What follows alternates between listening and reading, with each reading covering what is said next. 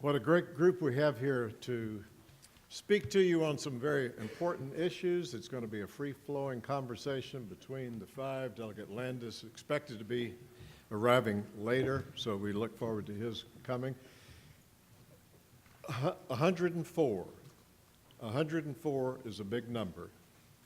That's the number of years of legislative experience of the six, and it's 104 days until the 2018 session convenes. So if you play the lottery, 104 must be the number, is the number. The panel that preceded the five of you talked about school teacher shortages and what to be done on that. And so let's jump right into that as the first question to have you comment on. What can the General Assembly do to try to address the very critical needs, teacher shortages? I mean, you know there are very special needs in certain areas, but there's needs all over the Commonwealth. So anyone start it off, and then others of you join in. Okay. So, good evening, good morning, everyone. Sorry. One of the things that I think we can do, and we've been able to do, particularly in the Richmond region on a number of fronts, is develop regional programs. And not just your average regional programs. We have a lot of regional programs that are focused on career technical education. Now we're seeing a lot pop up with coding. There are a number of regional programs that you all have been working with one another to create. I'm really impressed with the number of a couple of programs they're not regional, but they are the locality working in concert with the community college. We have a couple of them in Henrico County that I'm really impressed with, where, and I don't need to explain this to you all because you all know these programs rather fairly well, where the student in the 9th and 10th grade are able to complete the requirements for their high school requirements. In the 11th and 12th grade, they're working more on their postgraduate classes. So when they graduate from high school, they graduate with a diploma and an associate degree. You all are familiar with those, right? So what I would suggest, particularly with our teacher shortage, is to create cohorts, regional cohorts. And this is not the only thing to do, but this is one opportunity for us to create cohorts where we have a teacher, and not only teachers, but also first responders, cohorts, regional schools, where they have that accelerated study for the 9th and 10th, have the associate in 11th and 12th, graduate, go off for 2 years, come back, continue to work on their studies, but now they're teaching and working on their masters. And so they're teaching or becoming a first responder, doing, helping us out as it relates to our shortage. But what we also commit to them, aside from helping them accelerate and save money as it relates to those first 2 years of college, what we also commit to them is doing something that I think a couple of our states to the south, particularly Georgia and North Carolina, have done, is work on forgiveness as it relates to college loans. And so I think this is an opportunity for us not only to address teacher shortage, first responder shortage, but also for us to make sure that we get individuals that reflect the communities that they serve back into those schools, and also provides, I think, as an anti-poverty initiative also, because it doesn't require an individual to have money for those 4 years of college that they may scare them from attempting to go to college. It also it offers an opportunity for them to have their loan forgiveness and to accelerate the funding. And so I think it's an opportunity for all, but I don't want to monopolize this whole question.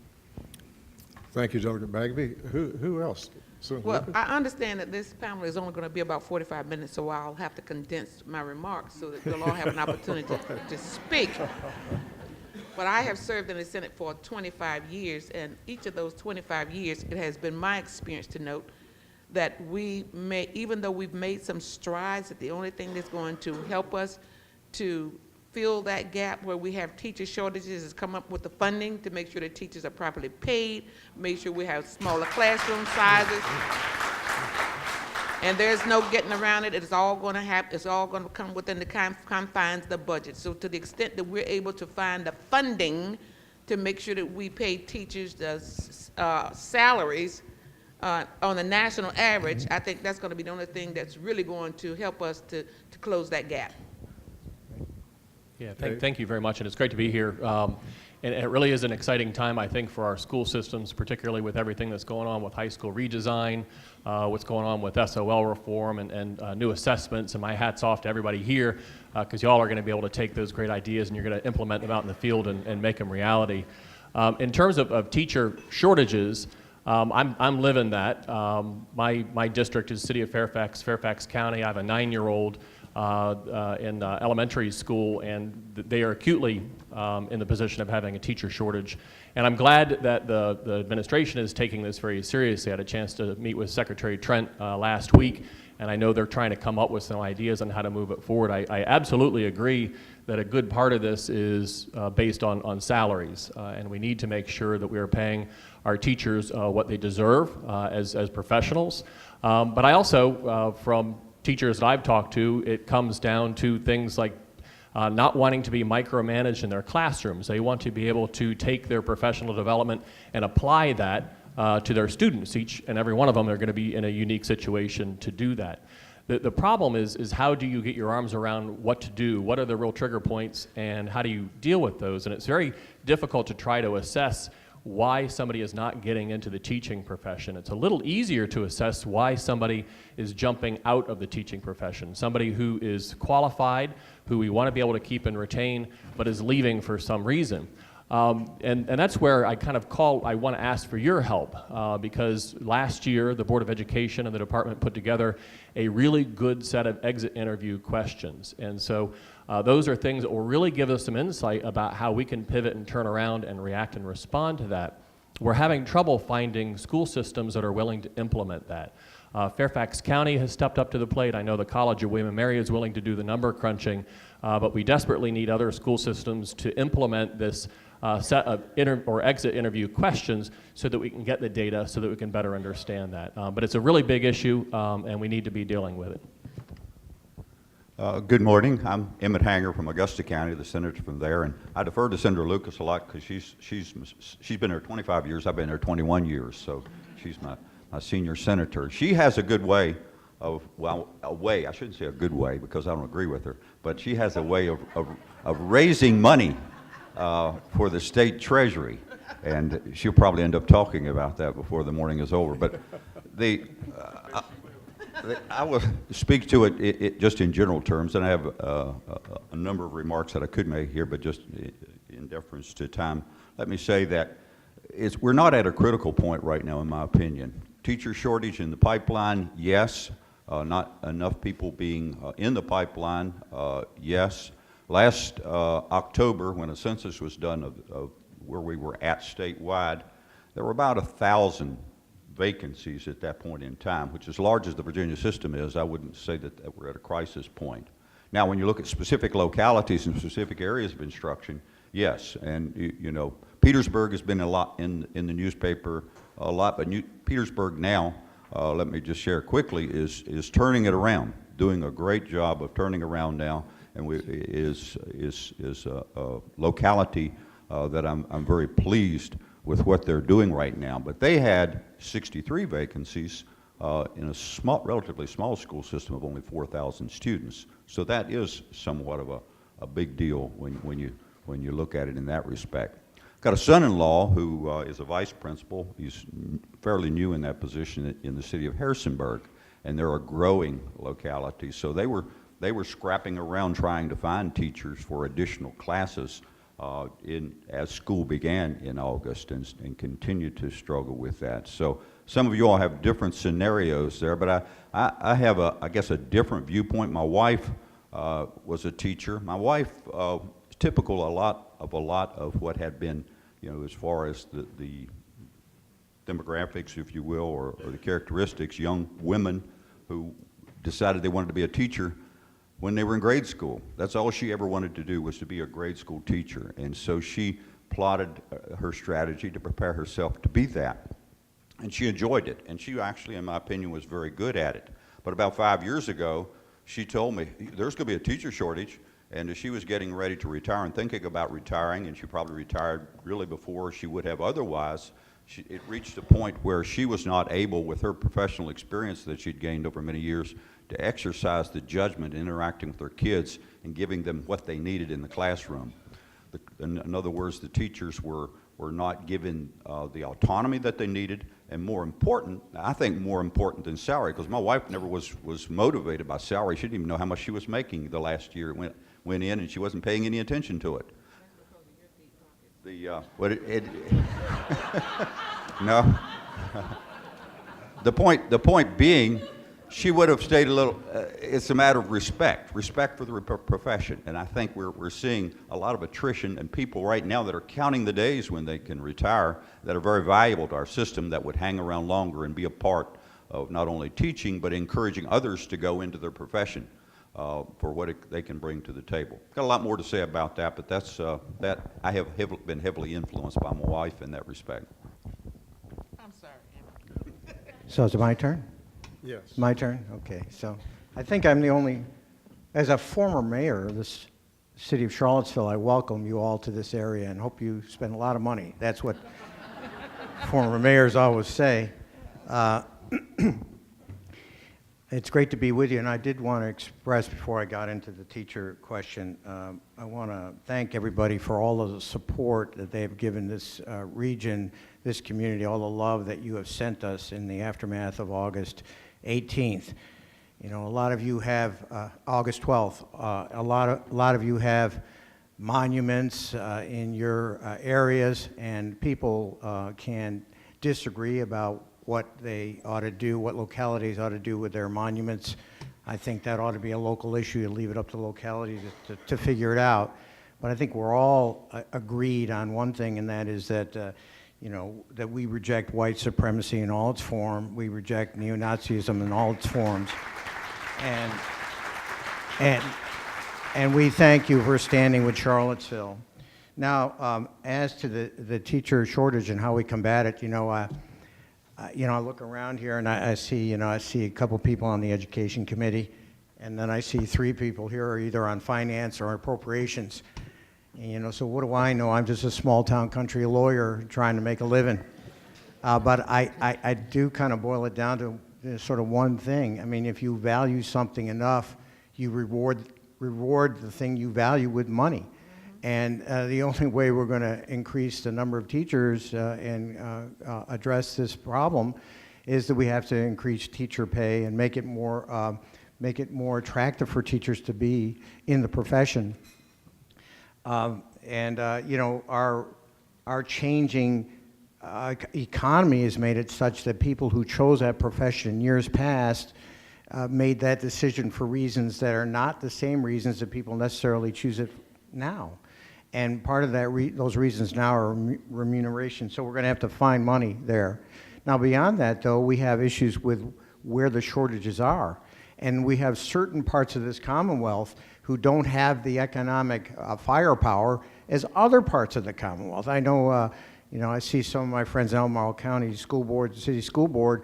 We're blessed in this area. We have a lot of resources. We can supplement what the state does with other resources. There are other jurisdictions who don't have those resources, and we can fix some of the problem in the wealthy jurisdictions by the localities stepping up, but you can't do it everywhere. So the state has a responsibility, and we're going to have to find a way to put that money in the pipeline. And I want to thank you for involving a small town country lawyer in your panel today with all these heavy hitter financial people and education committee members. Thank you. Let's stay with the subject of money for just a moment and have you talked some about equity? Everyone in the room knows, you all know, that there's not the same opportunities provided throughout the Commonwealth as far as funding. So again, what can the General Assembly do to help with the issue of equity and opportunities for every student around the Commonwealth? Anyone? Well, as you know, with the diversity we have in the General Assembly, and I'm talking about in terms of geographical diversity, to the extent that we could get everybody to understand that it takes the same dollar to educate a kid in Southwest Virginia or in Northern Virginia as it does in Hampton Roads, then that way we'll be on our way to making sure that there is some equity. But there's such a turf war in terms of who's to get the biggest slice of the pie based on where you are. And I submit to you that it costs the same amount of money to educate a child in Portsmouth, in Hampton Roads, in Southwest Virginia as it does in Northern Virginia, and I think that our ratio should be built on that.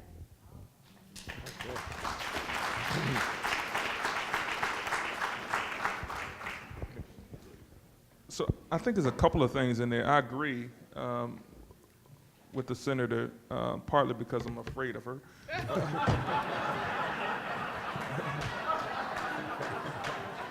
And I know what's good for me. But I also think we have to also consider a piece, and we haven't talked about it as it relates to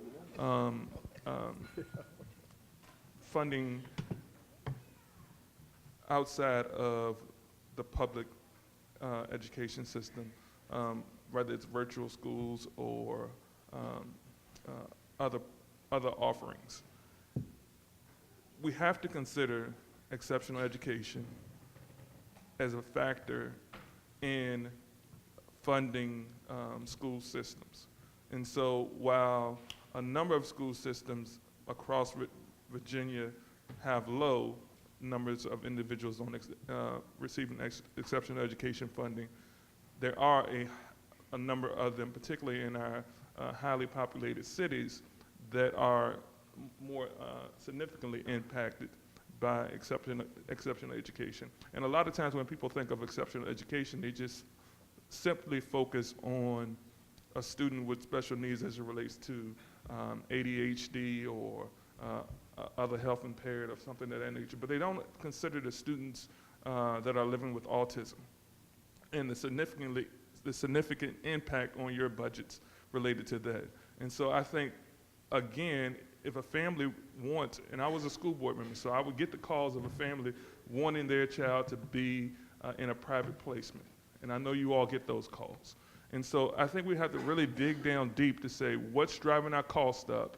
How can we work together, not only as a state, as a region, to provide quality programming, and I'm just using autism as an example, but provide quality programming along with the issues we have with school discipline and programs that we're creating for those needs. How can we just kind of zero in on the challenge and where we're spending the most of our dollars and how we can put our money together and work together so that the state can throw in some more money to support your efforts instead of just, for the lack of better terms, throwing good money after bad. I'm happy to jump in, and let me just acknowledge, first of all, that I think all Virginians have a stake in making sure that every school system has the resources they need to succeed. Nothing would make me more happy than to be able to see some of our more economically distressed areas really rise up and be part of the Commonwealth of Virginia like that. So, economics really affects the school systems in two ways. So number one, it is the ability to pay, which is obviously critical, but it also affects the student's view of their potential success. And so if you look at it from the eyes of a student going into school and they're thinking, all right, even if I do devote my time and energy to education, what is it that's going to be waiting for me at the end when I graduate if I decide to stay in my hometown? And so that's something that we need to be able to address. That's a much larger social economic issue that we need to do. I think that there are a couple of things that we can focus on and should focus on. One is whole schools approach. And so to the extent that schools can be a center for other community services, that help to deal with economic disparities, I think they ought to. I think they ought to be a community-centered approach for that.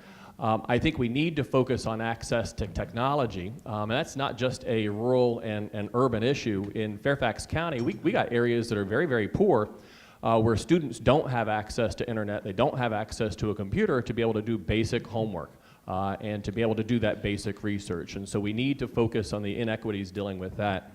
But I think the biggest thing that we can do is really look at our standards of quality and whether they really do set an adequate floor for what we expect with respect to funding. And so, again, speaking from Fairfax County's perspective, there isn't a parent out there in Fairfax County who would be happy with our school system if we were just to fall back on our standards of quality. And I think that really tells you something.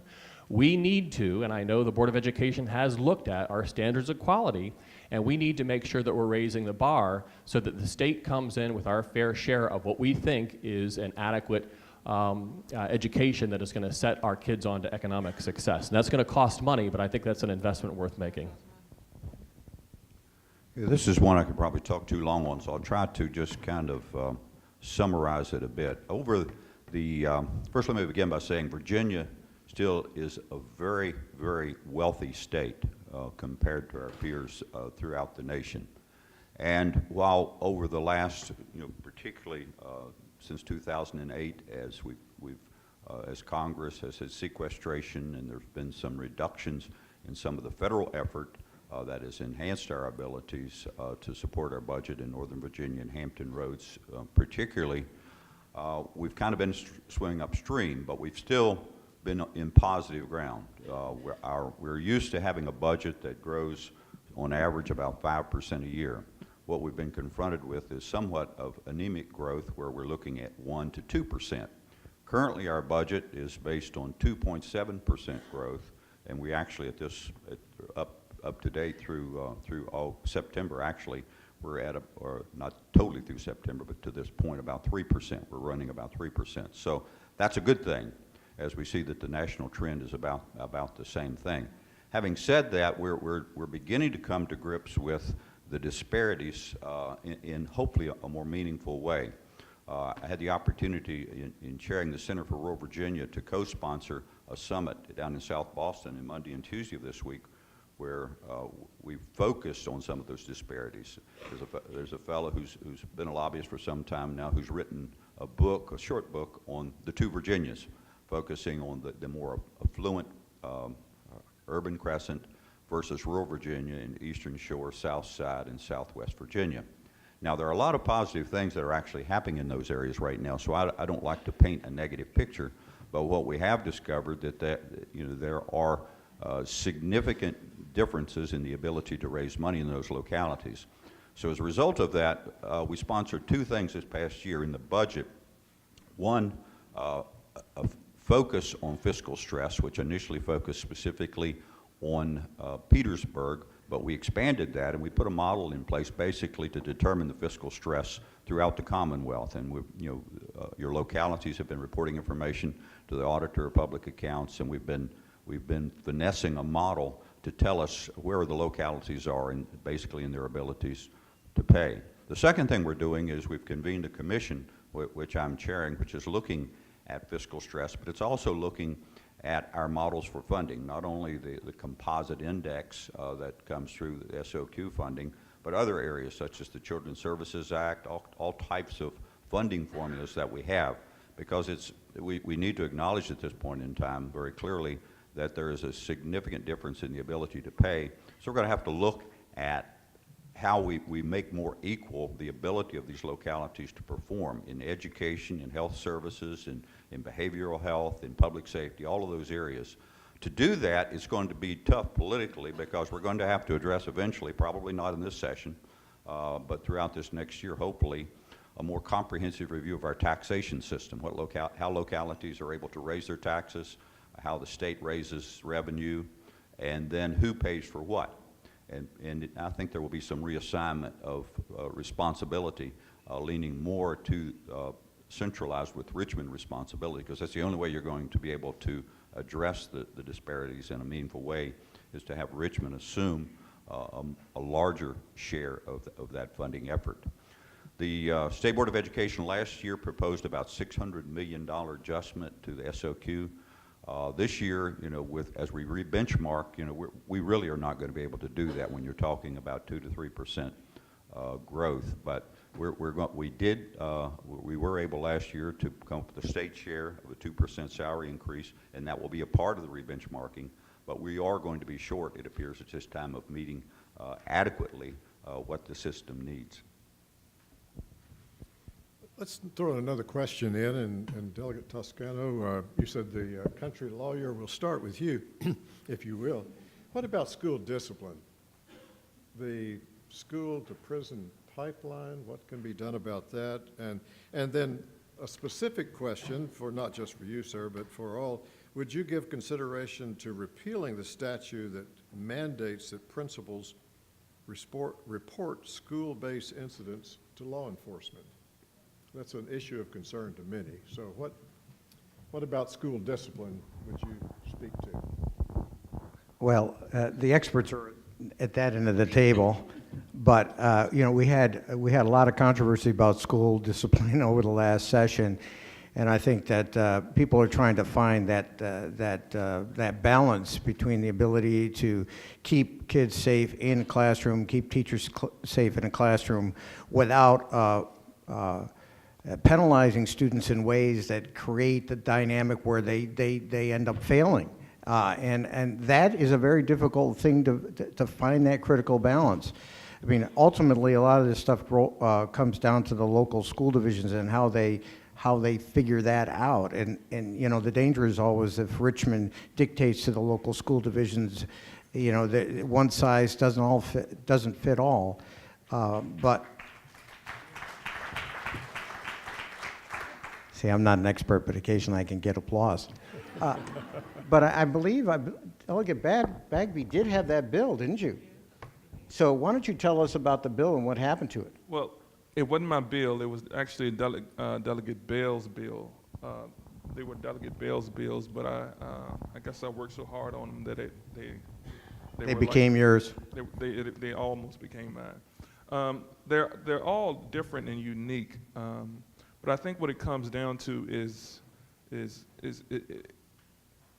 it all rolls together to your first two questions. And the frustration and the challenges that we're faced with aren't new challenges. And so I've only been in the House, I wrote it down, you said 104 years of, right. And I have 2 of those. So you take me off and you're still at 102. But you're the one with school board experience. And so, but I was on the school board for 8 years. I was on the school board for 8 years. See, the leader over here gets rounds of applause very easily. But I was on the school board for 8 years, and I also taught and was an administrator for 8 years. And so you're getting the hang of it. And so while these individuals have a lot of years of experience, I hold a lot of weight in this state. Really? And if you don't believe me, get a scale and put it right here. A guy just gave me that joke on the way out. I had to use it. But in all seriousness, it all comes together because the discipline issue is not the root of the problem. It's the result of all the other issues that we have related to high classroom sizes, related to, and this is the other thing. We're here talking to individuals that work directly with or for school systems. The issues that we're really faced with in our school system aren't results of what we have going on in our schools. They are results of what's going on in the homes, in the communities.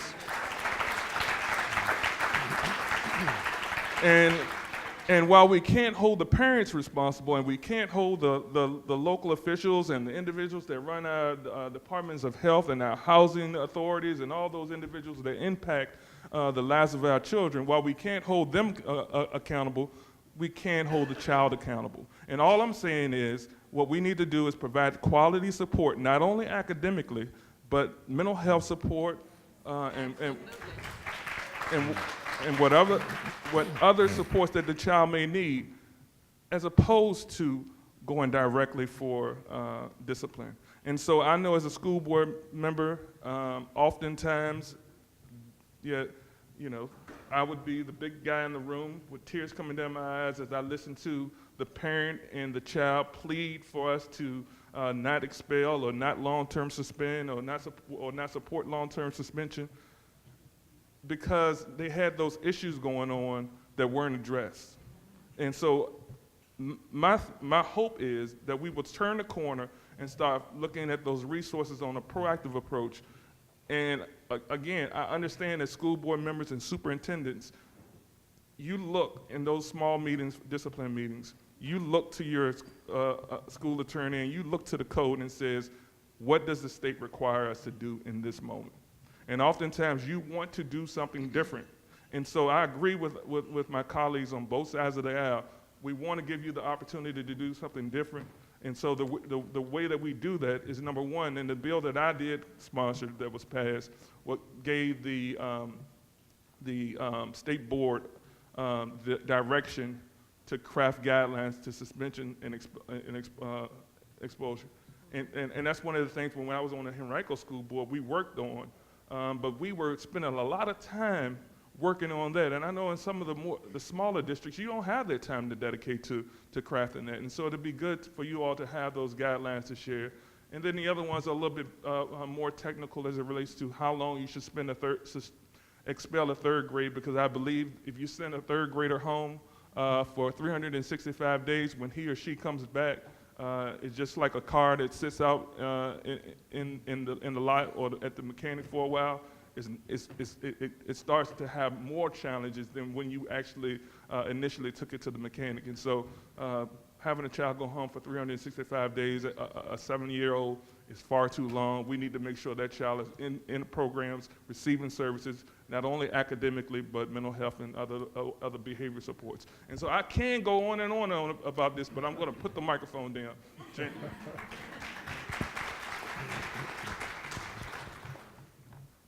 I'm happy to weigh in, and I want to commend Delegate Bagby for his leadership on this issue. It's pretty impressive for somebody with only 2 years in the House of Delegates.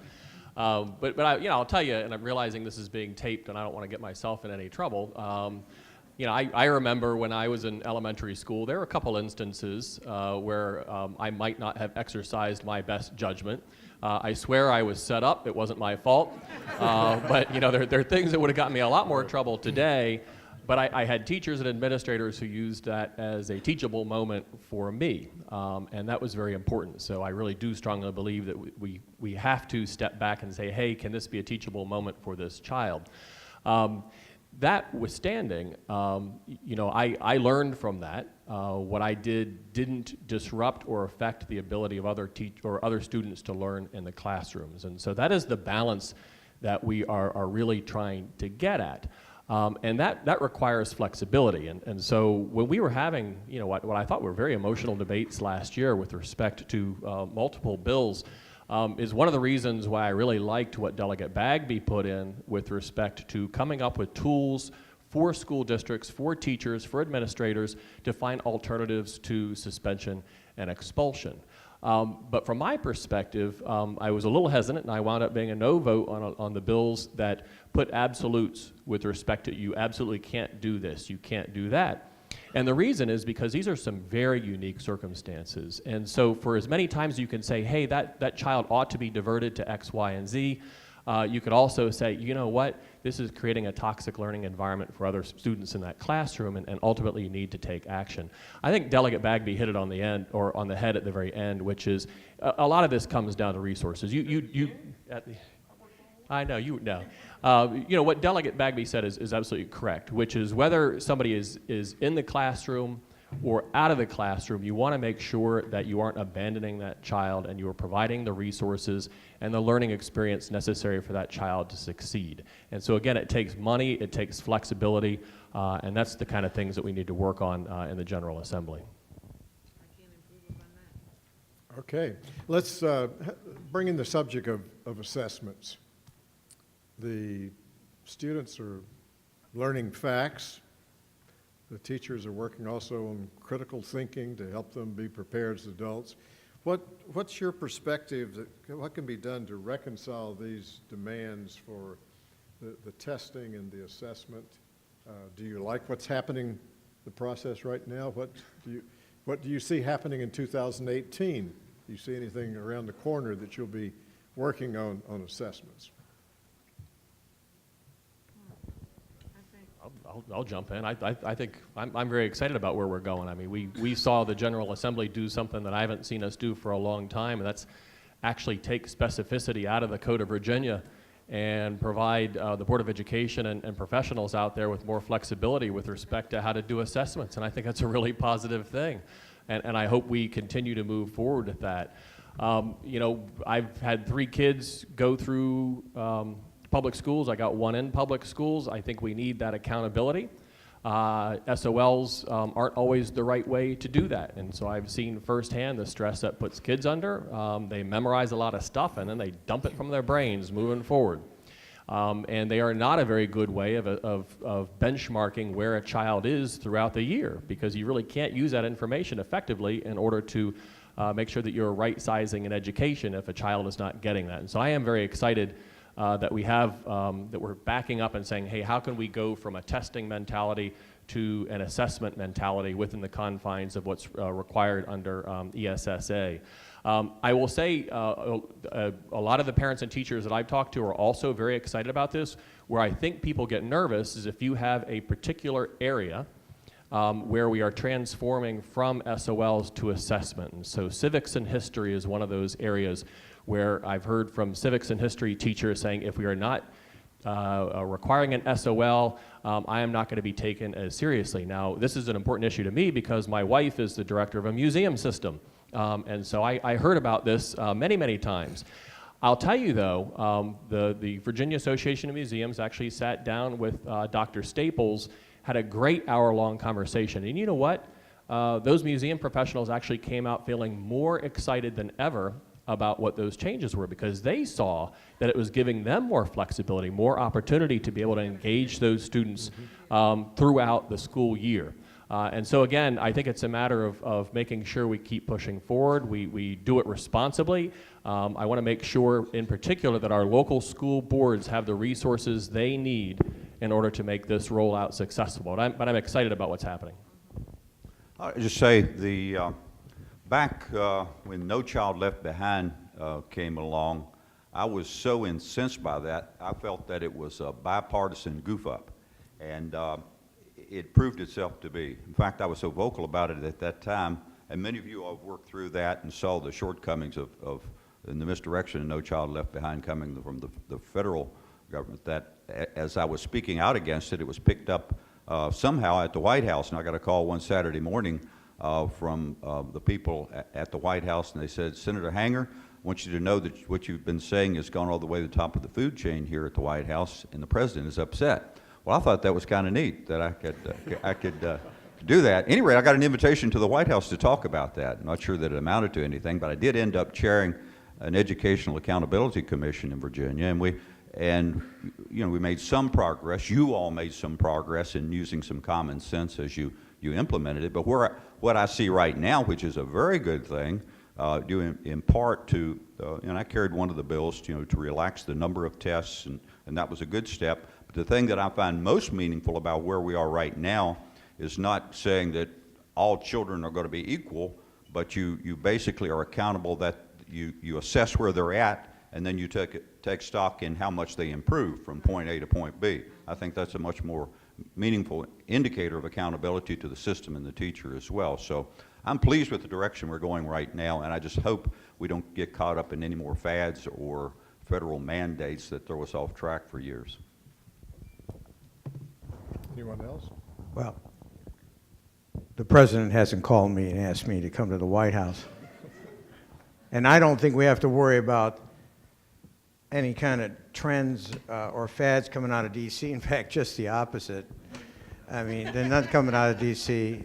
except for budget cuts and to the tune of $9 billion in education, and having a president who talks about public schools as if they're so-called government schools, You know, there are very powerful interests out there right now that are waging a war on the public schools, and you know, we have to make sure we reframe that debate into one that celebrates what we do and make sure people understand how important it is. You know, I think it is good that we have been revisiting these SOLs for a while now, and I think we have a really good process in place, and I hope that it is not derailed. At the same time, I think there is a greater sensitivity among educators to this notion that we are in a different economic condition now than we've ever been before, and the skills that youngsters need to succeed are very different than they were perhaps 25, 50 years ago. I think we are trying to think through what that looks like. But in the process, I hope we don't lose track of the fact that the public school is not simply a means for individuals to get personal success and for those youngsters to get personal success, but the public schools are also a way that we integrate people into the society and they learn how to work together to do things together. Especially since we have such a large number of immigrant families in our school divisions, this was a great way of Americanizing immigrants, and we can't lose track of that. You know, there's a lot of discussion now, especially at the federal level, with, you know, privatization, charter schools, school choice. It's not to say that some of those things may not be useful to sort of reinvigorate the system, but we got to just keep focused on the fact that these are public schools. And even Jefferson, who was no fan of government, realized that public education was the basis upon which we were able to succeed as a society. So I know it's a little bit of a ramble coming off the accountability and access and SOLs, but it's important to keep clearly in mind what our public schools are for, and to try to continue to support them and continue to build them stronger. Thank you. The responses to that question have been so good, I decided I wasn't going to say anything until you said something about charter schools. Now, I first want to say that I was in complete agreement with Senator Hanger on the No Child Left Behind, because I, like yourself, don't believe in unfunded mandates, having served, and I'm getting ready to date myself here now, having served on city council for 8 years before I went to the Senate. So yeah, I earned every one of these gray hairs. But since you said something about charter schools, I have always been opposed to using public school funds for charter schools. And I think that's a discussion we need to keep on the table. And I think enough said about that one. No, okay. So, Let me say something. As the only Republican up here, let me say I've never voted for charter schools either. Thank you. so, You know, Emmett and I serve on most of the same committees. You do know Right, that, right? Right. so I don't know, and I was standing outside, and so I was listening to some of the previous panel discussion, and I don't know exactly what you said to make me put my coffee down and walk in, and I can't remember exactly, and you all hopefully wrote the notes down, but it was something to the nature of failure is profitable, or something of that nature. What was it?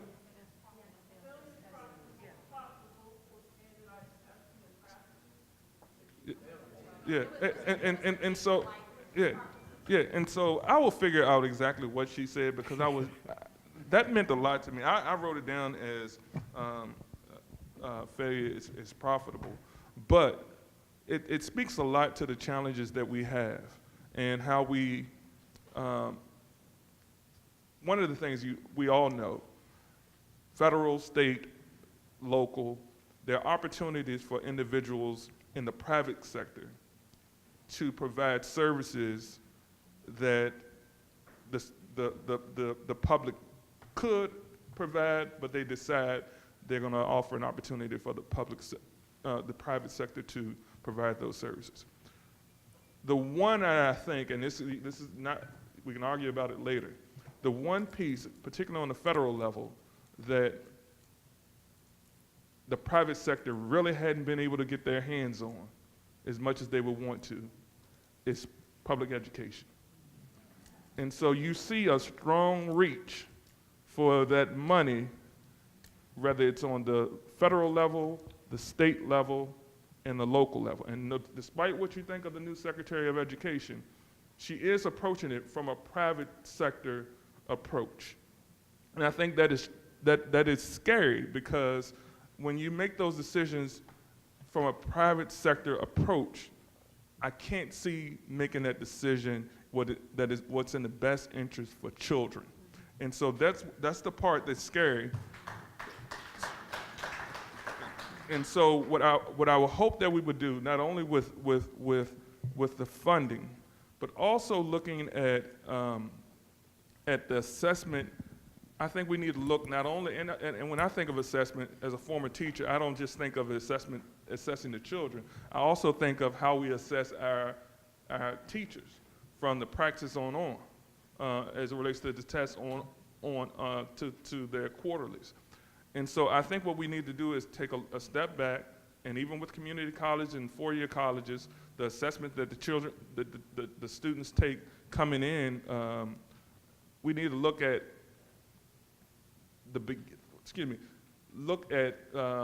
begin with the end in mind. And I don't think we've collectively done that, working together with colleges, I thought he was coming to take the mic from me. Working together with colleges, colleges, oh, that's the chair. Colleges and public school systems together to figure out what is it that we want. Also, and this is what we do bring in the private sector as it relates to job readiness. And I'm not so sure that the assessments that we're providing for students are setting them up for four-year colleges, two-year colleges, the military, or the workforce. Lamont, I wasn't going to be taking the microphone, you know that, but we're all of the legislators, as we know, are citizen legislators. They have jobs they have to do, and we're so thankful that Delegate Landis was able to get here after an important meeting in Harrisonburg. And so let's give him the floor right now as the chair of the House Education, just to make some. Your panel has done a good job. Well, first of all, David, thank you for inviting me, and I do apologize for being late. Unfortunately, with our day jobs, sometimes they conflict with legislative duties, and I had planned to be here for the panel discussion, but my boss changed an appointment on me, and when she does that, I have to obviously make adjustments. So let me just real quickly, and I didn't get a chance to hear your all's discussion, but I thought I would give you a quick update before the governor comes in. And David, it's not often that I get a chance to actually delay the governor, so I'll try not to filibuster. But let me just say that, as most of you all know, and I've come and spoken to you all before, we do have a joint committee on the future of public education, and we have been meeting these last 2 years. We will be making a report on what we have found and what we're going to be recommending to the 2018 General Assembly session. And Lamont serves on that, and I'm glad that he was here to have discussion with you all. I know my colleagues up here will be very interested in kind of what we're recommending, but obviously we've looked at education reform areas. We're trying to get consensus in a bipartisan manner and how to move forward. And probably the most important thing I think we're coming to consensus on, and I've said this to you all before, that the General Assembly needs to continue to play a role in what public education is doing and all the good work that's occurring across the Commonwealth. But to do that, we can't just do that during the General Assembly sessions. And one of the reasons for the creation of the Joint Committee was to have an ongoing role, especially related to the reforms that are going on, not only that have come out of the legislature, but also the McAuliffe administration and what Dr. Staples and the Department of Education and the Board of Education are looking at. So one of the recommendations you're probably going to see is an ongoing, or at least a recommendation and hopefully getting support from the General Assembly, an ongoing entity within the legislature, both House and Senate members, that can look at what is occurring and how and what we need to be aware of so that we're better prepared for each session as opposed to having to get up to speed right before the session. As you all know, the issues facing public education are not simple and are often complicated, so we want to take an ongoing look, if you will. That's what we're going to, I believe, recommend to the General Assembly, and hopefully we'll get the support of the members of the House and Senate. The other thing I will tell you is that both Senator Newman and I have been, and Senator Lucas before, who was the former chair of the Education and Health Committee, have tried to approach these issues in a way that the House and Senate can come to an agreement on, if you will, before we get to the General Assembly session, so we can have a better dialogue, be better informed, and then build support with our members of the General Assembly. So now I see His Excellency has arrived, so I don't want to delay him. I don't want to delay him because I know his schedule is tight. I heard him on the radio this morning as I was driving from my meeting in Harrisonburg to come with you all. He did a great job. But let me just say, one of the things that has been our great opportunity in both the House and Senate is to work with the Governor's Secretary of Education, both Ann Holton and Deidre Trent, and they've done a great job, and we appreciate the support they provided. And in fact, we're going to continue to work. Up until the last few days, there's many issues related to public education that not only the Joint Committee is looking at, but the Department of Education, the Board of Education, and I'm sure the Governor's going to tell us a little bit more about that. So, David, with that, thank you again for inviting me. I'm going to be around for lunch, so hopefully if you have any questions, feel free to get in touch with me, and we'll be glad to try to answer those. Let's thank the entire panel.